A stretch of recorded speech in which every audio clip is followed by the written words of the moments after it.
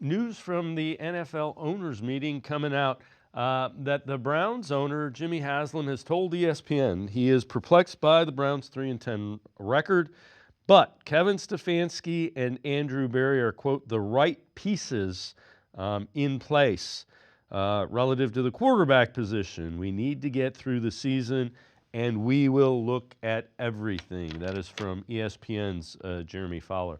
Let's welcome in Casey Kinnamon, Orange and Brown Report, All Eyes on Cleveland podcast, Barking Browns podcast. Casey, so we're hearing that again from another source. It's been pretty consistent message through anybody who has sources back to the Browns and Jimmy Haslam. Yeah, if you look at the two different accounts, you get a kind of an endorsement of the figureheads, AB and Stefanski, and not so much of an endorsement on the quarterback of the future, which kind of lets you know where their mindset is going into these last 4 games, that, you know, the pieces that they think they have in place versus the things that are still up in the air, you know, and it's very different than it was a year ago when Watson was injured and they were still giving those endorsements that he was going to be the starter, that they were focused on his rehab and getting him back on the field. You're not hearing those same things this time around. So it shows you that a change is coming.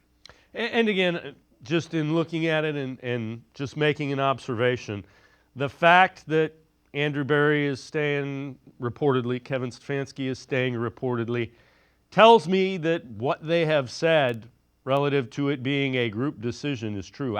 If somebody was pounding the table and trying to convince the other parties in that, you might see somebody fall on a sword for Deshaun Watson. The fact that everybody's staying tells me all 3 of them, being Stefanski, Berry, and Haslam, agreed that going out and getting Deshaun Watson was the right thing. And remember, Stefanski reports to Haslam, Berry reports to Haslam.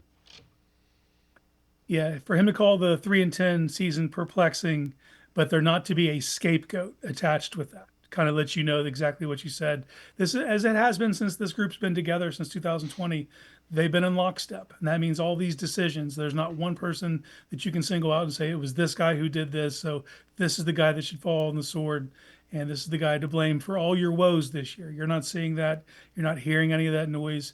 And if you were to hear it to be intentional, what you heard was intentional was what came out of the owners meeting, that they feel they have those 2 people, those figureheads in place, and they are the right pieces going forward. And transversely, you did not hear that about the quarterback. So I think they understand they made a bad decision. But as me and you talked before the season started, we thought they had done such a good job navigating last season that they put themselves in place to where if this did go terrible this year, they would outlast the Deshaun Watson's decision. And I think that's what we're seeing play out now. Yeah, and again, you need a quarterback. You've always needed a quarterback. So I get the big swing. It was a swing and a miss, and I thought it was a good trade. Upon further review, it was a historically bad trade.